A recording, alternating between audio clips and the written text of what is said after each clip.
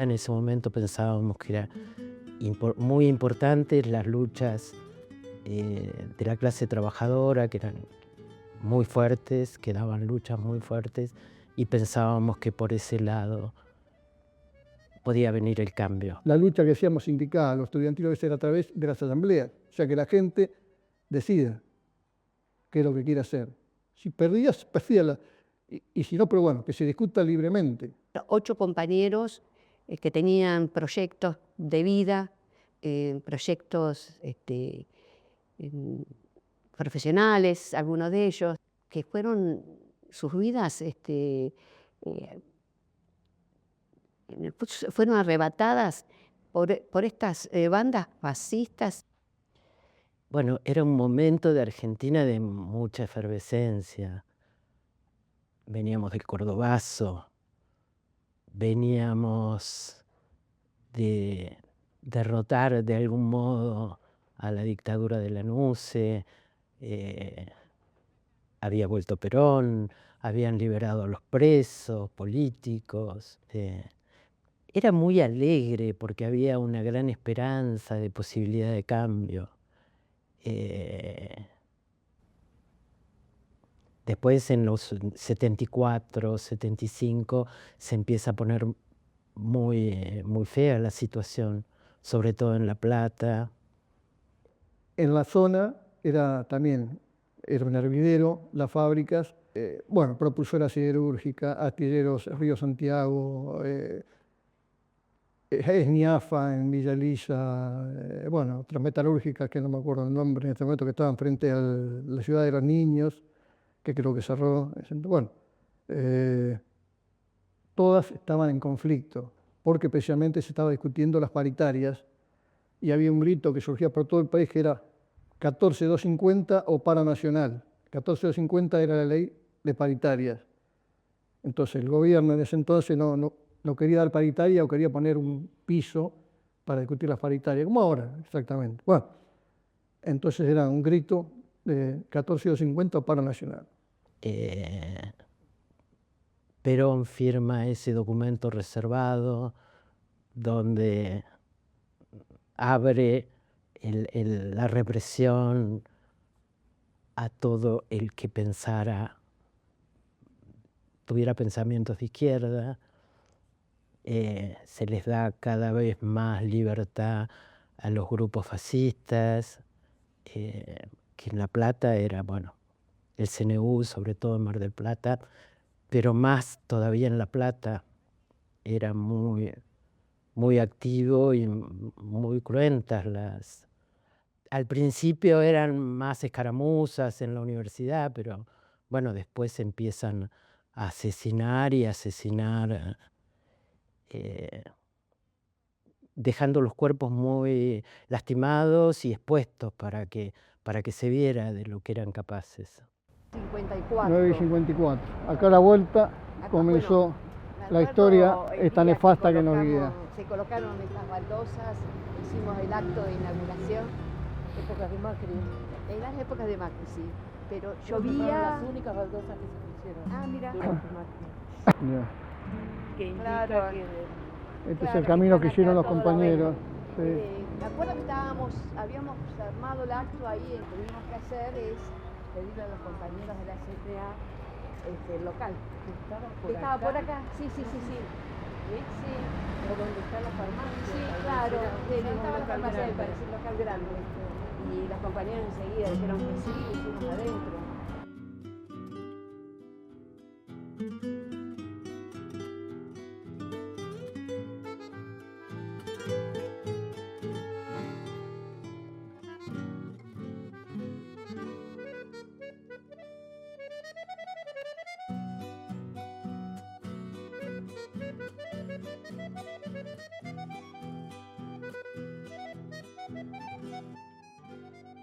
La burocracia, digamos, los sindicatos, son los garantes de que las cosas funcionen en la fábrica de acuerdo a como tiene que ser desde arriba hacia abajo.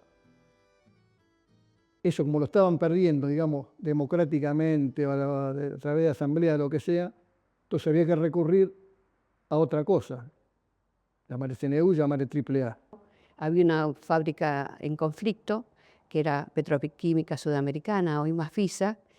Entre los estudiantes y trabajadores de distintos lugares se juntó dinero para llevar a esa fábrica, al fondo de huelga que habían hecho los trabajadores de esa fábrica para aguantar la pelea que estaban llevando adelante.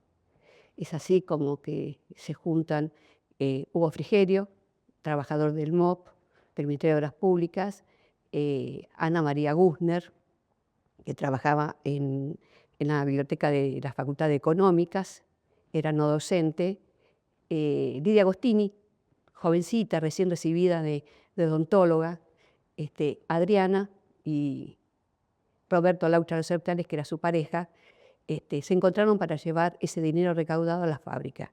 Fueron interceptados en el camino y sus cuerpos aparecieron acribillados en la balandra. Este hecho conmocionó a los militantes, conmocionó a los lugares de trabajo, a los estudiantes, y al otro día 3 compañeros que fueron al local partidario, que estaban en 54 y 89, se dirigen al Ministerio de Obras Públicas a que los trabajadores se enteraran, una vez que se enteraron, que supieran qué había pasado con ellos, y son interceptados en la esquina de 8 y 54. En ese caso estamos hablando de Patricia Claverí, Dicky Povedano y Oscar Lucati. Esos 3 compañeros fueron interceptados por estas bandas fascistas de la CNU AAA y sus cuerpos acribillados aparecen en Poblet.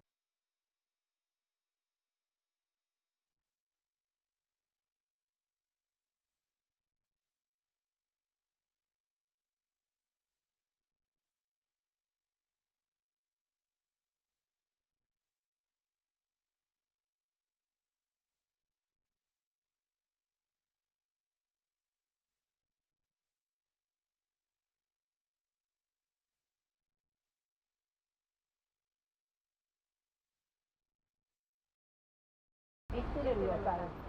Y acá fue la última vez que se reunieron los compañeros Acá, mirá. con todos. Sí, claro. De acá De acá salían con la idea de ir hasta Petroquímica esa noche. Exacto, lleno de entusiasmo para ir a Pasaron llevar el fondo de huelga. Por la casa de Mirta y llevaron a Lidia. Fue Hugo en su Renault Gordini, Adrianita, Laucha y Ana María. Ellos fueron para allá y bueno. Y a la mañana siguiente también de acá salen Dicky, Oscar y Patricia. Aquella creo que es la de Laucha. Con el entusiasmo que salieron esos chicos, por Dios. El partido inmediatamente va a interpelar a la gobernación de la provincia, que en ese momento era Calabró. Calabró, que apañaba a la CNU, que los había ubicado en los colegios de la universidad, estaban como celadores, en el Nacional, en el Liceo, en el Hipódromo.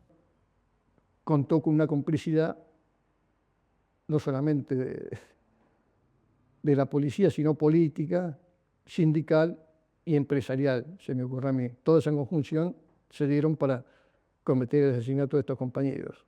Y como bien dijo, fue una cosa ejemplificadora, es decir, bueno, si no es por la buena, será por la mala. El día siguiente de la muerte, cuando ya supimos que habían matado, asesinado también a los 3 compañeros que levantaron después, se organizó el velatorio de los 8 compañeros.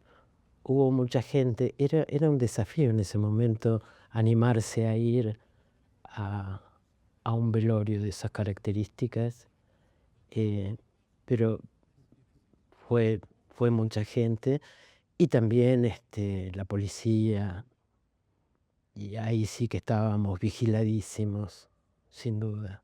Que parábamos nosotros los micros ahí en la 44, los micros de línea, se paraban, bueno, paramos 2 micros, 3 creo, y vinimos al velorio de ellos a través bueno, el apoyo a los familiares de la fábrica, ¿no? Que a pesar de que corríamos riesgo todo el mundo, la unidad entre los trabajadores se hizo manifiesta y hasta el día de hoy uno la recuerda.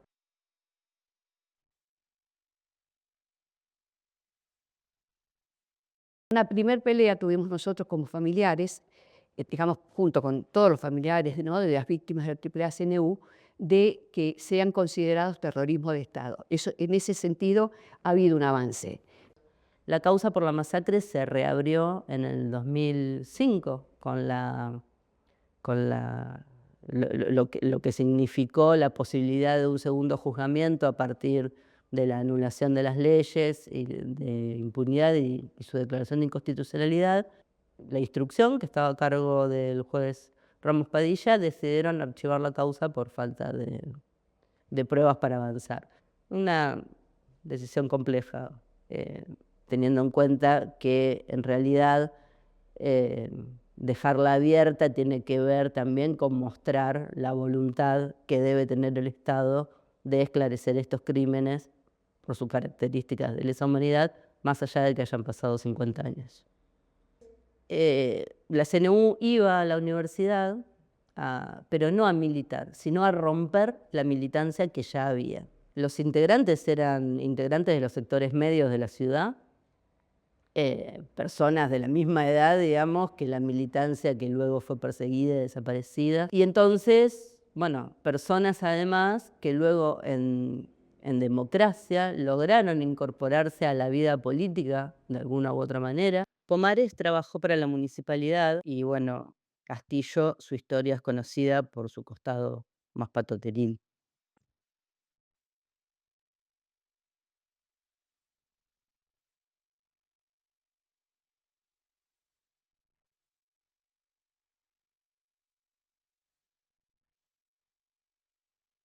Bueno, en La Plata, con lo castigada que fue por la CNU, se logró hacer hasta ahora solo un juicio a la CNU y a solamente 2 miembros, cuando yo personalmente conozco los nombres de 20 o 30. Porque hace 50 años que estamos tratando los familiares y los excompañeros, todo, de que aparezca alguna luz en la sombra, en esta oscuridad. Y bueno, no ha aparecido nada. Que la justicia tiene que rever, que todos estos hechos, el caso de la masacre de La Plata, como el caso de Rusconi, como el caso de tantos compañeros, están hechos por un mismo grupo, es decir, el mismo modus operandi. Entonces, para nosotros es imperioso que todas esas causas se unifiquen. A esos que hicieron eso, que nosotros no sabemos su nombre, pero sabemos a qué pertenencia política tienen, les decimos que a 50 años de estos hechos seguimos levantando la misma bandera que ayer y lo queremos preso.